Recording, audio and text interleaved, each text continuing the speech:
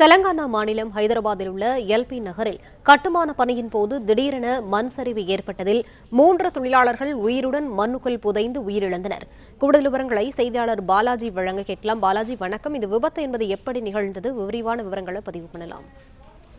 வணக்கம். தெலங்கானா மாநிலம் ஹைதராபாத்தில் உள்ள எல்பி நகர் பகுதியில் தனியாருக்கு சொந்தமான ஒரு கட்டுமான பணியானது நடந்து வந்தது.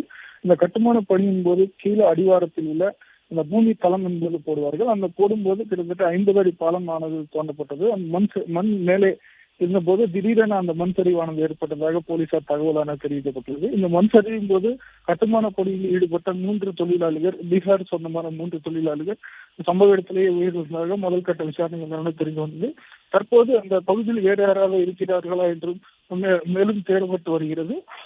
இது குறித்து தகவல் அறிந்து வந்த போலீசார் மற்றும் தீயணைப்பு துறையினர் உடனடியாக அவர்களை காப்பாற்றி பேர பரிசோதனைக்காக எல்பி நகர் மருத்துவமனைக்கு சேர்க்கப்பட்டுள்ளது. தற்போது இதில் மேல் வழக்கு பதிவு செய்து விசாரணையானது நடைபெற்று வருகிறது.